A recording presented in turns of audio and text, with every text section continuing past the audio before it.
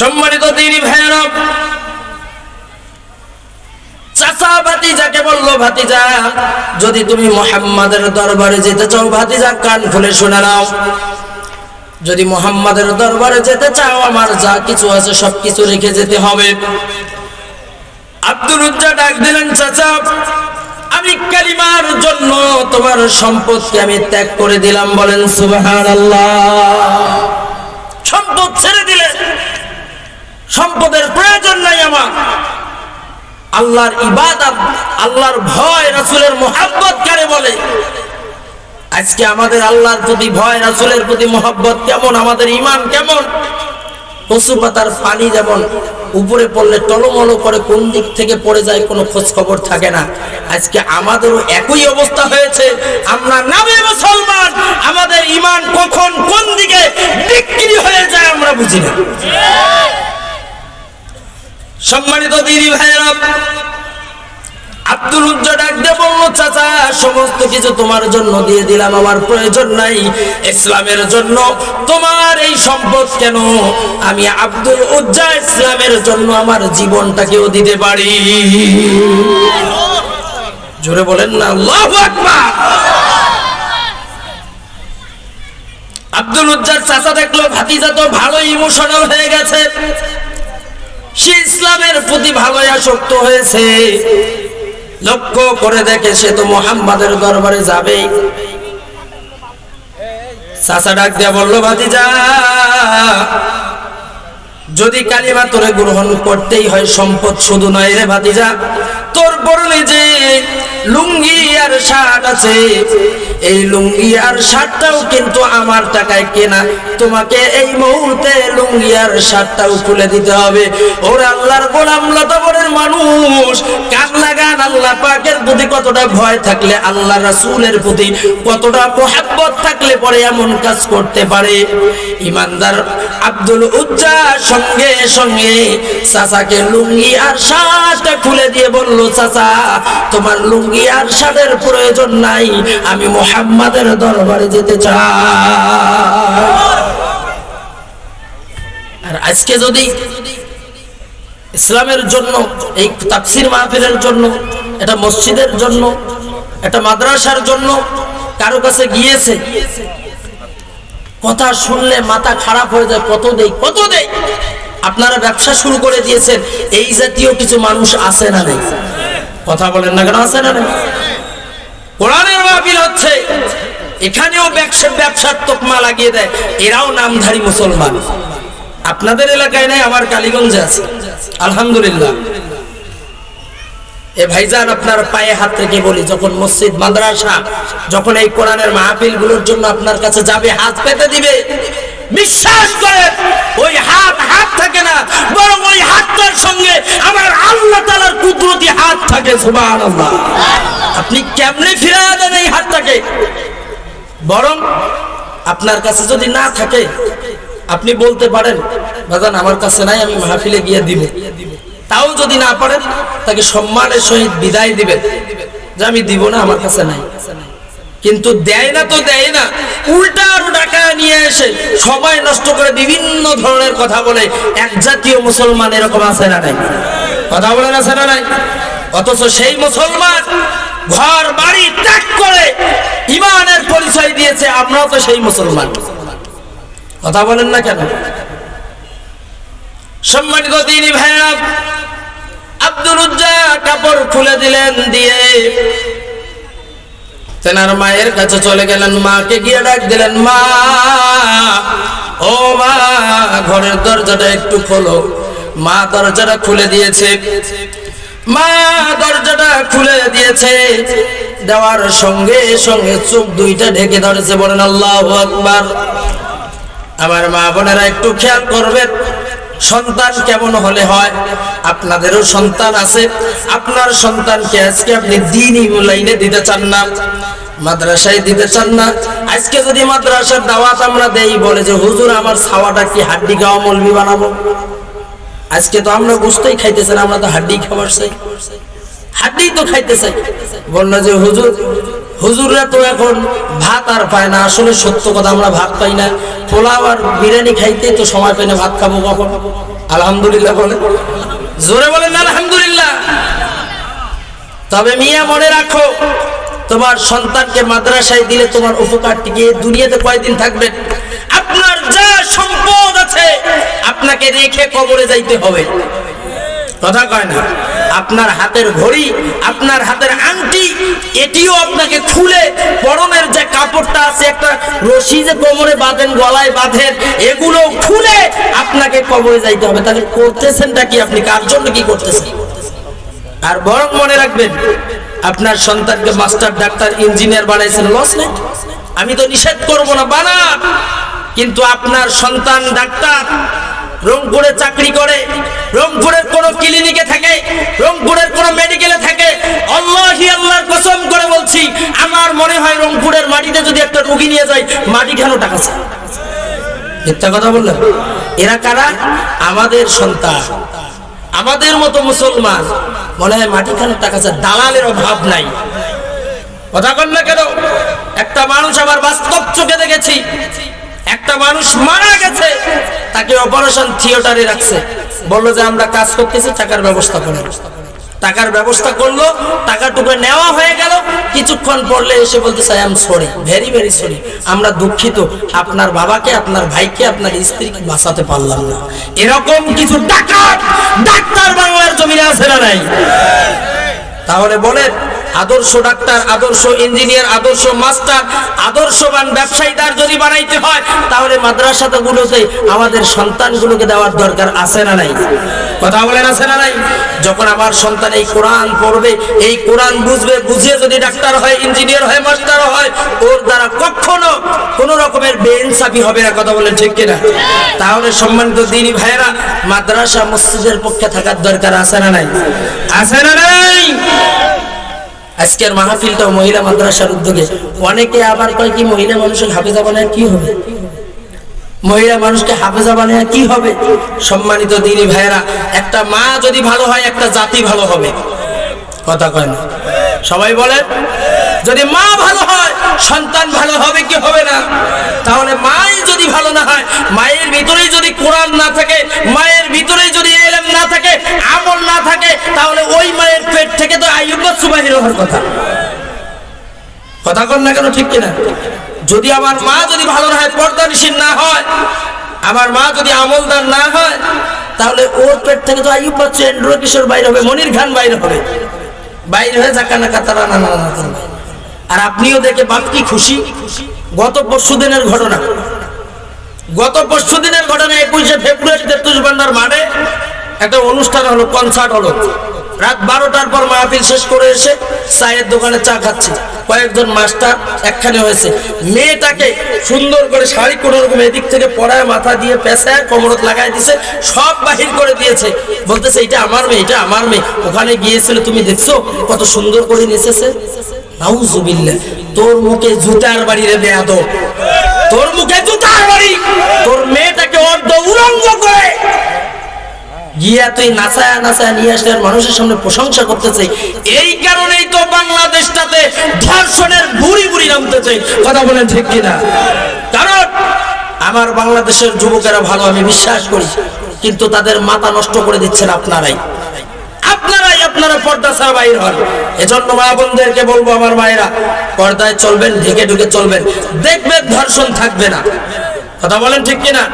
আর যুবকদের পায়ে হাত রেখে বলি, ভাই, আপনি যাকে টার্গেট করতেছেন, যাকে আপনি ডিস্টার্ব করতেছেন, যদি আপনার বোন হতো, আপনার মা হতো, আপনার ফুপু হতো, আপনার খালা হতো, তাহলে আপনি কি করতেন?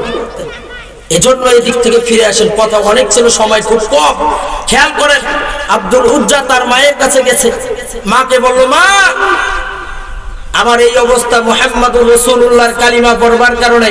মা বলল, বাবা কেন এসেছো? মাকে বলল, বাবা, মা, আমাকে এক টুকরা কাপড় দাও, আমি কোন রকম নিজের সম্ভ্রমকে, ইজ্জতকে ঢেকে মুহাম্মদুর রাসূলুল্লাহ সাল্লাল্লাহু আলাইহি ওয়াসাল্লামের দরবারে যেতে চাই। বলেন সুবহানাল্লাহ। আব্দুল উজ্জা রাসূলকে ডাক দিয়ে বললেন, নবীজি,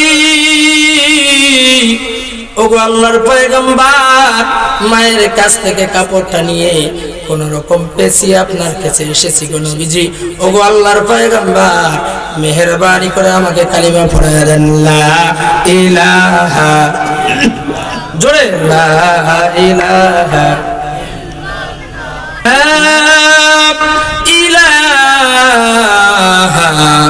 ইল্লাল্লাহু মুহাম্মাদুর রাসূলুল্লাহ। সম্মানিত দিনী ভাইরা, আল্লাহর পয়গম্বর আব্দুল উজ্জাকে বলল, আব্দুল উজ্জা রে, ইসলামের জন্য, কোরআনের জন্য, আল্লাহর জমিনে আল্লাহর দ্বীন বাস্তবায়ন হোক, এই জন্য তোমার বাড়ি ঘর দুয়ার সব কিছু ছেড়ে দিয়ে এসেছো, এমনকি নিজের পরনের কাপড়টাও খুলে দিয়ে এসেছো। ও আব্দুল উজ্জা, তোমার ঈমানটা বড় মজবুত, বড় দামি ঈমান। ও আব্দুল উজ্জা, আল্লাহি আজ থেকে তোমার নাম আর আব্দুল উজ্জা নয়, আমি রাসূল তোমার নাম দিলাম আব্দুল্লাহ, আল্লাহর গোলাম। আব্দুল উজ্জাকে হালুত চুপ্পাতে দেওয়া হলো, সাহাবায়ে কেরামদেরকে বলা হলো তাকে কোরআন শিক্ষা দাও। কোরআন শিক্ষা দিচ্ছিলেন, হঠাৎ করে সাহাবায়ে কেরাম একদিন আল্লাহর রাসূলকে এসে নালিশ জানালেন, বিচার দিলেন, ইয়া রাসূলুল্লাহ, ইয়া হাবিবাল্লাহ, ওগো নবীজি, আপনার আব্দুল উজ্জা, আপনার আব্দুল্লাহ এত জোরে জোরে কোরআন তেলাওয়াত করে আমাদের আর সহ্য হয় না। আল্লাহর রাসূল চোখের পানি ছেড়ে দিয়ে কান্না করে সাহাবায়ে কেরামদেরকে বলল, আমার সাহাবীরা শোনো, এই আব্দুল্লাহ ইসলাম গ্রহণ করবার কারণে তার যাবতীয় সম্পদ, বাড়ি ঘর দুয়ার সবকিছু ত্যাগ করেছে, এমনকি তার পরনের কাপড়টাও খুলে দিয়ে এসেছে। আমার সাহাবীরা, আমার আব্দুল্লাহ যত জোরে কোরআন পড়ুক না কেন, তোমরা বিরক্ত হও না, তাকে জোরে জোরে কোরআন পড়াতে সুযোগ করে দাও, বলেন সুবহানাল্লাহ। সম্মানিত দিনী ভাইরা, আজকে আমরা এমন মুসলমান নাম দাঁড়িয়ে আছি, আল্লাহর কোরআনটা আমরা পড়তে পাই না, নিজেকে মুসলমান দাবি করি। আপনাদের পায়ে হাত রেখে বলি, মসজিদ মাদ্রাসাগুলো খোলা আছে, আমার দিনী ভাইরা, সামনে রমজান মাস আসতেছে, আমি দেখতে চাই সবার হাত দুটো না, কারা কারা আমরা এই রমজানের মধ্যে কোরআন শিখবো ইনশাআল্লাহ? বলেন শিখবো তো ইনশাআল্লাহ? আল্লাহ তাআলা যেন আমাদেরকে কোরআন না শিখায়া কবরে রান্না, সকলে বলেন আমিন, আমিন। সম্মানিত দিনী ভাইরা, কিছুদিন পরে তাবুকের যুদ্ধের দামামা বেজে উঠলো।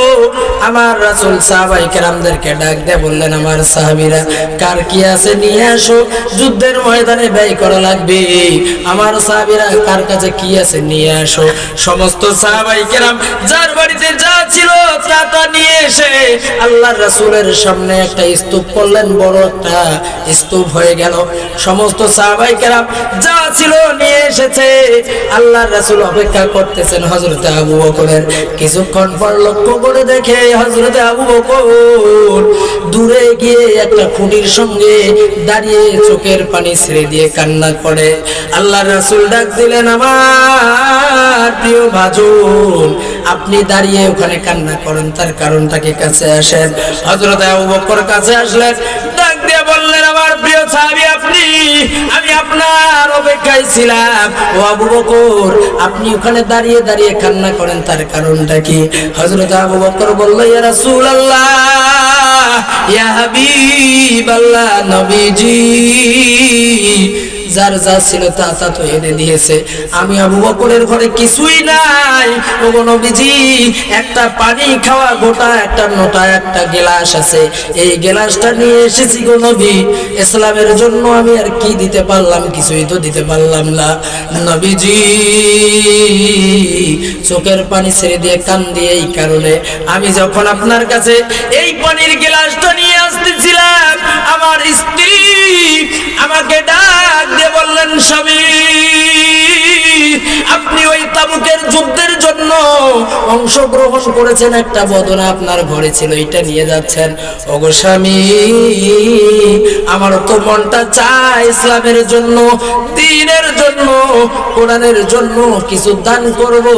হাদিস শরীফের ভিতরে এসেছে হযরত আবু বকরের স্ত্রী ছেঁড়া একটা কাপড় শরীরের মধ্যে পেঁচায়া, তার শরীরের যে কাপড়টা ছিল এই কাপড়টা খুলে আল্লাহর রাসূলের হাতে দিয়েছে। নবীজি কে গিয়া বলবেন আমিও মাহরুম করি নাই, আমার পরনের কাপড়টা ওই তাবুকের যুদ্ধের জন্য সুপর্দ করে দিয়েছি। সমস্ত সাহাবায়ে কেরাম চোখের পানি ছেড়ে দিয়ে কান্দে, আল্লাহর রাসূলও কান্দে। আল্লাহর রাসূল সাহাবায়ে কেরামদেরকে উদ্দেশ্য করে বললেন, আমার সাহাবীরা শোনো, আজকের এই স্তূপের ভিতরে যে যা কিছু দান করেছো, আজকে শ্রেষ্ঠ দানবীর হলো আমার আবু বকর। যুদ্ধের ময়দানে যাবে, ঠিক সেই মুহূর্তে আপনাদের মনে আছে আব্দুল উজ্জার কথা। এই আব্দুল উজ্জা দৌড় দিয়ে আল্লাহর রাসূলের কাছে আসলেন, ডাক দিয়ে বললেন, নবীজি ওগো আল্লাহর পয়গম্বর, আমি যখন ইসলাম গ্রহণ করেছি সমস্ত কিছু ছেড়ে দিয়ে এসেছি, সমস্ত সম্পদ ত্যাগ করেছি, পরনের কাপড়টা ত্যাগ করে এসেছি গো নবী। আজকে আপনি যুদ্ধের ময়দানে যাবেন, সবাই তো যার যার মতো করে দিয়েছে গো নবী, আমার কাছে কিছুই নাই। ইয়া রাসূলুল্লাহ, ইয়া হাবিবাল্লাহ, আপনার কাছে আমার মিনতি, আপনি আমার জন্য দোয়া করে দেন, ইসলামের জন্য যেন ওই তাবুকের প্রান্তে গিয়ে আমি আব্দুল্লাহ আব্দুল উজ্জা আল্লাহর গোলাম আমার নিজের জীবনটাকে সুপর্দ করে দিতে পারি। আল্লাহর রাসূল ডাক দিল, আব্দুল্লাহ যাও একটা গাছের বাকল নিয়ে আসো। একটা গাছের বাকল নিয়ে আসা হলো। আল্লাহর পয়গম্বর আব্দুল্লাহর এই হাতের মধ্যে গাছের বাকলটা বেঁধে দিয়ে আল্লাহর কাছে দোয়া করলেন, আল্লাহ আমার আব্দুল্লাহর রক্তকে কাফেরদের জন্য আমি রাসূল হারাম করে দিলাম। কান্নার আওয়াজ বেড়ে গেল, নবীজি আমি তো কিছুই দিতে পারলাম না, চেয়েছিলাম ইসলামের জন্য, দ্বীনের জন্য নিজের জীবনটাকে সুপর্দ করে দিতে। ওগো নবীজি আপনি আমার রক্ত কাফেরদের জন্য হারাম করে দিলেন। আল্লাহর পয়গম্বর বললেন, আব্দুল্লাহ যাও যুদ্ধের ময়দানে যাও, এরপরেও যদি তুমি জড়ের ঘরে ইন্তেকাল করো, আমি রাসূল ঘোষণা দিলাম আল্লাহ তাআলা তোমাকে শাহাদাতের মর্যাদা দিবে। সম্মানিত দ্বীনী ভাইরা, এরকম আল্লাহর রাসূলের অসংখ্য সাহাবীদের ঘটনা রয়েছে। তার মধ্য থেকে আল্লাহর রাসূলের সাহাবী জলিলুল কদর কিছু সাহাবী আপনাদের মাঝ থেকে আমি জানতে চাই। আল্লাহ পাক রব্বুল আলামিন এই দুনিয়াতে 10 জন সাহাবীকে জান্নাতের সার্টিফিকেট দিয়েছেন। আপনারা নাম শুনেছেন কি শুনেন নাই? কথা কয় না, নাম শুনেন নাই? আমার প্রিয় ভাইরা, আমার আজকে এই মুহূর্তে আপনাদেরকে বলতেছি না জীবন দেন। আমরা যদি ইসলামের জন্য, কোরআনের জন্য কিছু চাই, আপনারা দিবেন কি দিবেন না? ডাল মে কুছ কালা হ্যায়, জীবন দিব মাল দিব না। যদি আজকে এই কোরআনের মাহফিলের জন্য, কোরআনের জন্য, আল্লাহর দ্বীনি প্রতিষ্ঠানের জন্য, আল্লাহ রাসূলের ঘরের জন্য কিছু চাওয়া হয়, লতাবরের মানুষ, কালীগঞ্জের মানুষ কারা কারা সর্বোচ্চ দিতে রাজি আছে? দুহাত তুলে আল্লাহকে দেখান। হাত তোলেন, তোলেন হাত। কিছু তো দিব না, দিব না? কথা কানে দিব কি দিব না? লিল্লাহি তাকবীর, আল কোরআনের আলো। এই তো একটু আমি দ্বিমত পোষণ করতেছি, আল কোরআনের আলো কোথায় জ্বলো? আল কোরআনের আলো, আল হাদিসের আলো, বিশ্বের মুসলিম নাস্তিকের আস্থানা। লিল্লাহি তাকবীর। আল্লাহ তাআলা কবুল করুন, বলেন আমিন।